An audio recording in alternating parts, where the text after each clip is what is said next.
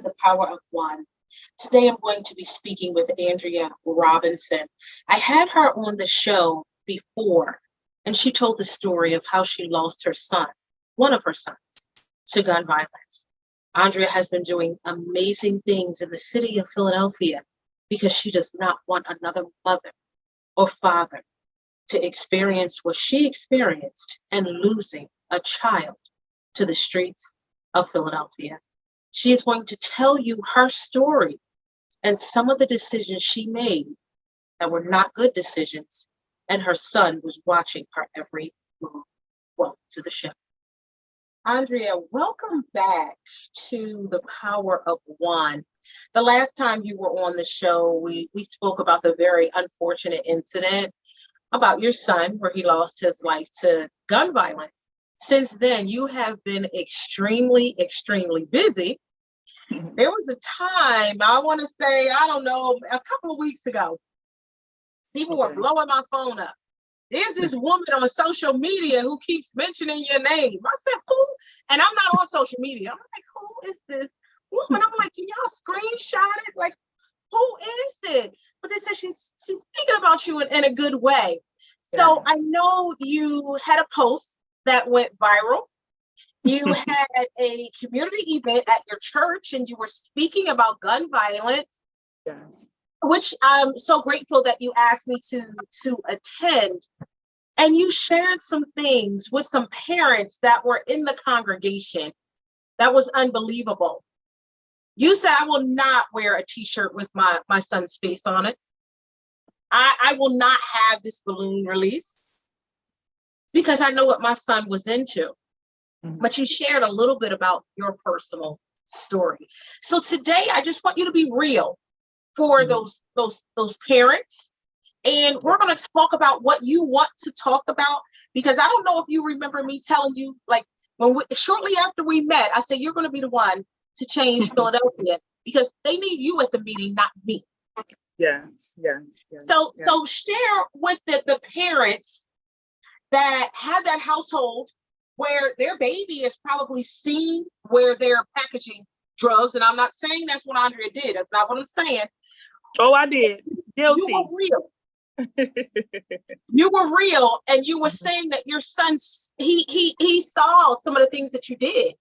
Yeah. So share with the viewers what you want to share, and we'll just have a real conversation. Okay. So, yes, Melany, I have spoken your name. I believe that you are an awesome woman. I believe what you're doing. You're very genuine at what you do. And you have also mentioned my name. Like you said, listen, y'all need to talk to that woman whose son was shot 7 times above his neck. And I'm glad that you did that, because I believe that it's very important that we as parents own up to some of the things that we have done, because we did plant seeds in our children, okay? And any seed that you plant, eventually it's going to grow.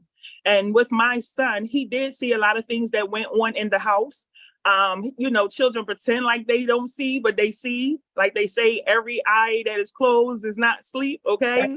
But so he witnessed some things, he seen some things, and I'm guilty. Yes, I did bag up coke. I remember burning bags, and trying to see how much money my significant other would bring in so we could go shopping, right? And that fast money always looked like it's good money until you pay the consequences that go with it, right? So yes, I believe that we are in that season as parents that we need to own up to our faults, because we are a part, we are or was a part of the problem, okay? And I am that was, I'm past tense. I do have other children that I don't tolerate that stuff because I know what the outcome is to live in that life, trying to get that, get rich or die trying, that situation that we were told. So I just want to be very open and honest and transparent. Like, these are our children and our grandchildren that are out here now in these streets, causing chaos and division and all kinds of reaping havoc in our neighborhoods.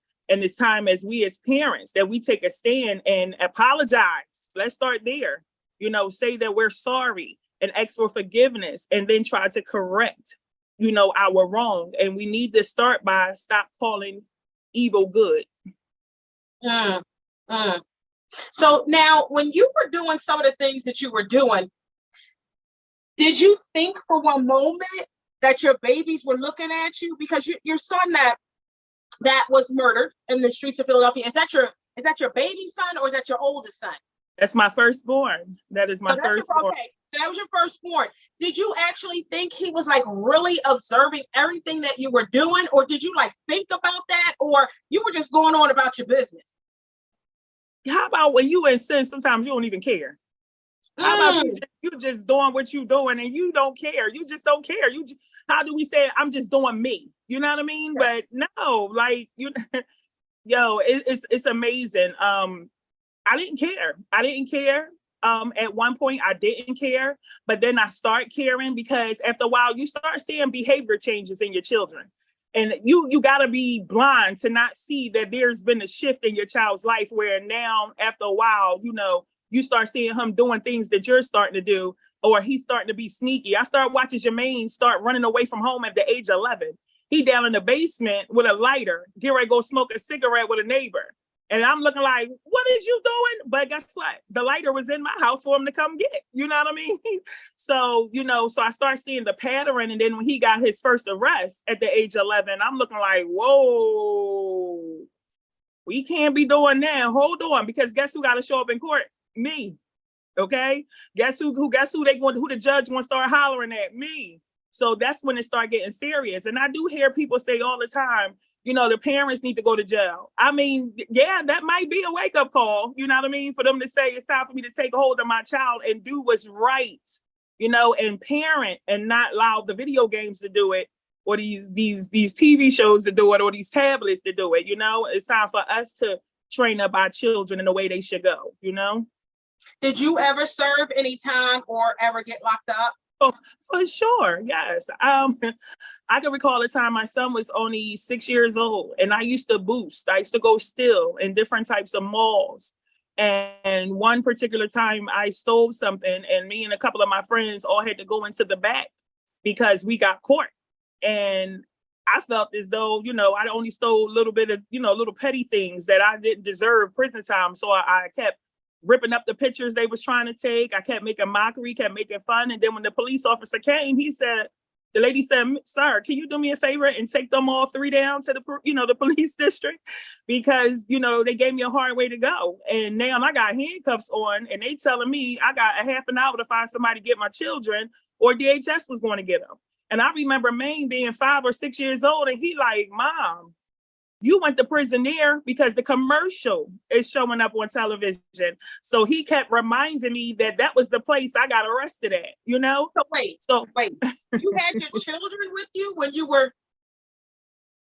I had my children. I was shopping and I didn't want to break a $20 bill. So I decided to put Looney Tune socks, in the cart and try to push the cart out the store. And, I got two friends that was really boosting and they all got caught. And then I'm like, my stuff was only $1.99. I could pay that. Like, they ain't about nothing. But because of my arrogance, you know what I mean? And my ignorance, I went to prison for 18 hours for a pair of socks. Whoa, wait a minute. You know what I mean? What if I get caught for the real crime that I'm doing, Right. So it was a wake-up call for me. But my son, like I said, constantly reminded me, "Mommy, you got locked up there. Remember you went to prison there?" And I'm like, whoa. So how was I able to tell my son never to go to prison and he seen me go to prison? Big Now, contradiction. Who did you have to call? Your mom? No, actually, I called my mom. Of course not. I tried to reach out to my children's father. He didn't answer the phone. So I had to get my friend that I got arrested with, her husband, to come get my vehicle and come get my children. And what have I told you? When I finally got released, my baby that was only 1 year old had a pamper on that was soiled because they kept that same pamper on him all night until the morning, until I showed up. So it was horrible. It was so horrible. And it's like, yo, this is crazy. I can't do this no more. Like, I'm done. Like, it made me, want to start over. Did that was that the point that changed your life? That was the turning point. That's when I realized, it's time for me to make a change. This not working. I thought it was cute at times when my son at the age of 3, 4 would say to me, "Mommy, what you get ready to do? Go fight?" Mommy, what you get right fight? They saying a butcher knife in my pocket because I know just in case I step outside, somebody might try to jump me because I got into a beef with somebody else earlier. And he looking at me with his eyes big like, Mommy, what you get ready to do? I'm like, mind your business, boy. Have a seat. Sit down. My son was very timid growing up at one point. He didn't like violence and all that other stuff. It's just, like I said, I trained him to be, that type of person that don't tolerate people foolishness. And he watched throughout the years me carry myself as that way, Question. What kind of relationship did you have with your mom or your dad? Because, I mean, let's be realistic. We all did stuff we had no business doing as teens. My dad is a pastor. I'm brought up in the church. And I would say to my mom, listen, I'm going to go ride my bike around the corner. Me and my girlfriend, my teenage girl, we all way up shouting him, seeing some boys, doing stuff we had no business doing. You know what I mean? So to be clear, it's not always bad parenting. Yes. Not always. As teens, you push the limits all the time. How was your home life growing up? And did someone influence you to make those bad decisions and get into things that you got into, or you just like did it on your own? Well, I don't know how many people believe this, but sometimes some things come through generations. My mom wasn't no punk growing up as a kid. Neither was my daddy. My dad was a part of a gang. He was considered one of the Venango Street boys. They called him Shotgun. You understand what I'm saying? So, I grew up, in a house where parents, had reputations and people knew not to play with them as well. You know what I mean? So some of that stuff, you inherit down the line, so I honestly can say like, some of that stuff, it was embedded in me. Like I was on go as a little girl. But my mom, she did become a nurse and she was very educated, and we used to get in trouble for certain things that we did. So I couldn't wait till I got outside her house. Like I tell people all the time, I was always on punishment. My mom was disciplining me and correcting me. But guess what? I used school as my playground. I would go to school and wild out and do whatever I wanted and come home and act like ain't nothing happened. So to see my son doing the same thing, I wasn't oblivious to it because I did it. Like, you can't do, boy, ain't nothing new under the sun. I did it. But I also know what the consequences is. Me dropping out of school, and not only having a 6th grade education because I wanted to hang out. But I want to tell people, you gotta not only watch your children around their friends, you gotta watch your children around family members as well. Because my family is the ones that taught me how to, rob. Come on. A family member taught me how to, mix drinks and boost it with a cigarette and all that other stuff. You know what I mean? And even with my son, and I'm going to keep it all the way 100. And I know some people going to get offended by it. When I was in that process of trying to correct my child, I had family members that hid my child from me. When he would run away, they wouldn't tell me where he was at for days until it got crazy. And then they didn't want to be held accountable no more. Then it was, come get your son. I had one family member tell me, Andrea, you need to talk to your son because, he involved in some things. And I'm like, what are the things? She didn't even want to tell me. Don't call my phone if you ain't going to tell me where he's at and what he's doing. So it's like, do you really want him to get help, or you want him to get out of your way? Like, which one is it, Wow.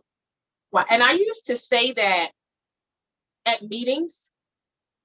What about those young people who are brought up in a household where they really don't know what's right from wrong? Because they're, if you're brought up and you think that this is the way to go and this is what to do, how do we reach those babies?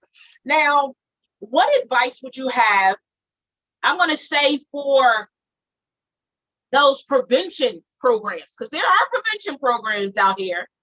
What advice would you have, being that mother who encouraged some things? What advice would you have for a prevention program to actually really try to turn children around, even though their parents may be in some illegal behaviors? Don't do it for a paycheck. It got to be bigger than a paycheck. It has to be bigger than a paycheck. And sometimes people do things just for a paycheck. That's something that you have to be really genuine about, like me, myself, like now that, I recognize my era and, I start going back to church and I start getting my life in order and all those things, I can see a child and the way he acts. I almost can, discern what path they get ready to go in. And so like, I really spend time with that child. I really embrace that child. I really sit there and have open and honest conversation, because a lot of our children just looking for the truth. Uh-huh. Don't just tell me not to do something. Tell me the reason why I should not do this and what's the consequences behind it. I have people that say all the time, don't do that, yo. That joint right there is going to get crazy. What you mean crazy? Explain crazy. Or, yeah, I used to do that, but you know what? I did something different. No, why? Did something take place for you to do something different? Did you go to prison? Did you get shot at? Like, what really happened? And a lot of times we don't want to be open and honest to our children or children that's around us. Like, no, I tell people all the time, I'm an open book. I'm going to tell you the truth, because guess what? You will reap what you have sown. It's going to come back and get you one way or the other.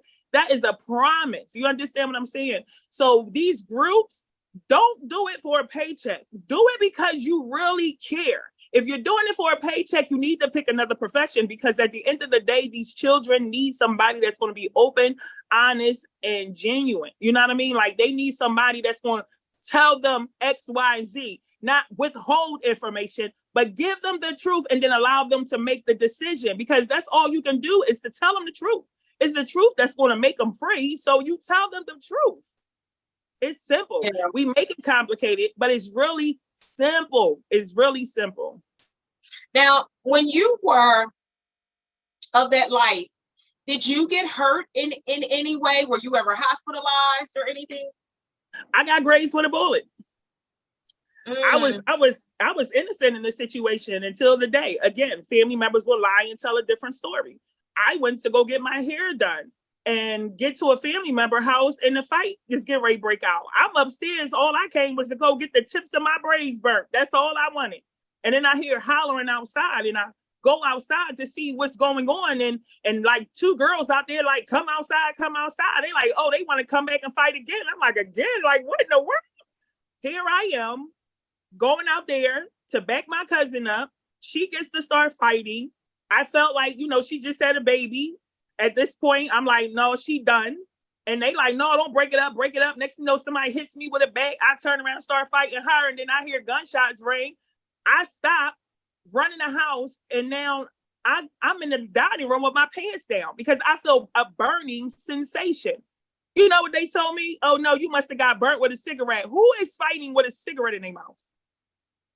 Because nobody want to admit that was my man that shot down the street to clear the crowd, and you must have got grazed. Don't nobody want to say that. You know what I mean? Because again, we cover for people. You understand what I'm saying? We cover for people. But, so yes, in the midst of fighting, yes, I got grazed.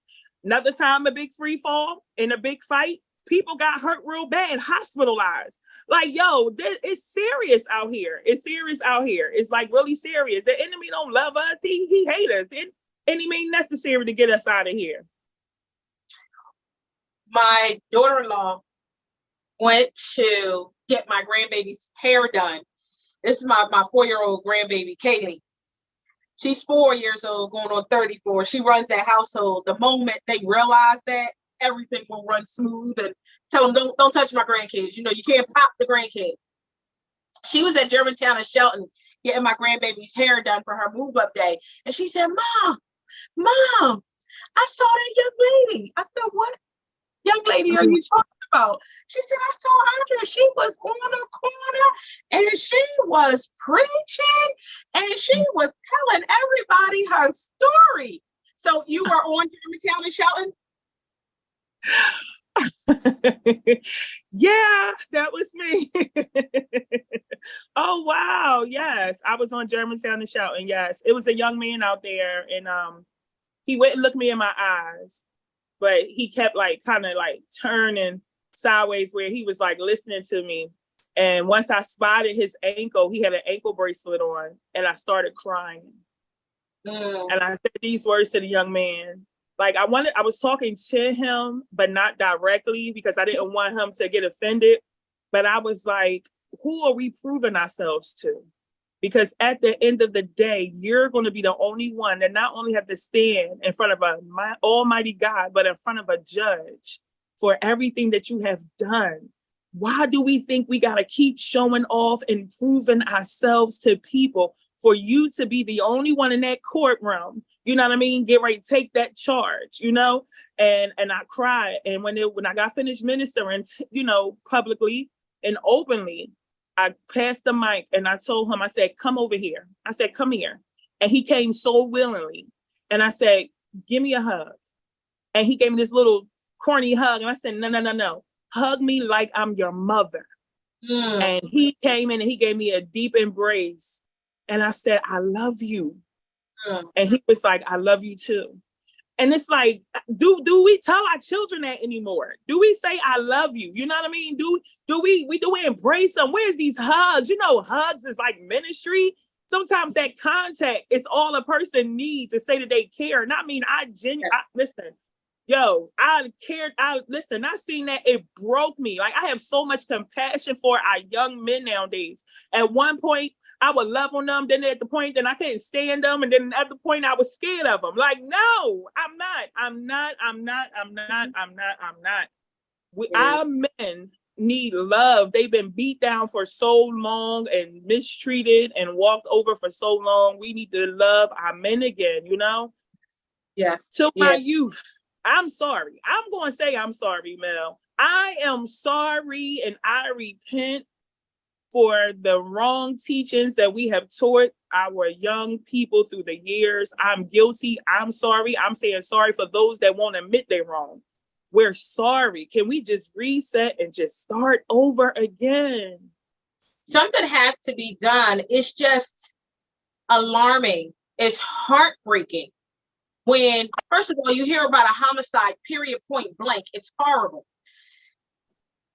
But those babies, those 14-year-olds and those 15-year-olds, that just breaks my heart to know they have not begun to live. And it's just so heartbreaking for us to hear about this. And I spoke to a mother and she lost her 16-year-old son, and she didn't even know he snuck out the house. Peer pressure is something. Peer pressure is something else. She said, I'm not that mother. Like, I moved out of Philly because I don't want my child to be subjected. But again, he made a decision. And I know he didn't think he would lose his life at that time. But it's just so heartbreaking that somebody thinks it's okay to take somebody else's life. Listen, I tell people all the time, it's that spirit of jealousy out here, that revenge, that suspicion, that rage that's going on, and people are not thinking anymore. They just doing whatever they think is right. You know what I mean? Like, it's like the get back. You hurt me, I'ma hurt you. You know what I mean? They just don't care. And I have to be honest with you, Melany, when I was out there and I was riding around in stolen cars and me, myself, robbing people and doing things like that, it was a thrill. And I'm going to keep it a beam with you. It's a thrill of not getting caught. But guess what? All that robbing and all that stealing and all that other stuff that I was out there doing to get locked up for $1.99, where do we ever say to ourselves, yo, I done did all these crimes and got locked up for something petty like this.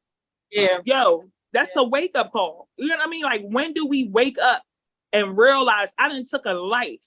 Not only did you kill and murder a person, you done cut off a whole bloodline. Yes. You don't think you're not going to pay the consequences for that? Rather, you get through it through the earth, but you still got to answer to an almighty God. Like, that's right. Yeah. It's sad, but we don't tell them this. We keep like, oh, you gonna go to jail. No, how about it's deeper than that? You understand what I'm saying? It's deeper than if you don't repent, you in trouble. You hear what I'm saying? And we have to now pour it back into our children. We done took God out of everything. and then we expect for things to run smoothly. Not at all. That's not the type of, it's not that easy. Exactly. So I want to share something with the viewers, which I loved, and it made me laugh so hard. So Andrea's community event at her church was such a success. So I texted her and I said, Queen, you did an amazing, amazing job. So she called me and she said, you know what? She said, I thank you so much for coming. I'm like, little old me. Okay, this is nothing for me to take time out my day. And she said, Melany, I'm gonna be honest with you. She said, you got on my nerves. She said, you were texting me and you were calling me Queen and you were checking on me. And she said, she was like, well, she already helped me with my victim's compensation claim. Why is this woman still contacting me? She's like, oh, this is genuine. So I want to tell everybody, I do not have a heaven or a hell to put anybody in or out of. So when the person came to my office when I was at Northwest Victim Services, she was very honest with me from the onset. It's not my job to judge anybody, but it is my job to love on everybody. And please understand, there are people out there who love you. And it is time for a change in the city of Philadelphia. Andrea, I want to thank you for joining me. And listen, we're going to walk hand in hand because, again, I told you you were going to be the one to change Philadelphia. Then we're going to take it national. But listen, Queen, I need you to take me with you on your journey. To God be the glory. Listen, I need you to come with me for sure. Because like she just said, I thought this woman was just going to be a pain. Why is she calling me? This woman really loves from her heart. And she's so genuine. And I'm just like, oh my gosh, I need somebody like that to hold my hand and to encourage me to keep pushing and keep going on. So I thank you, Melany, for having me once again. You are the real GOAT, girl. You got it going on. And I look at you as my big sister, and I thank you so much. Thank you so much for joining us today. And I thank Andrea for sharing her story.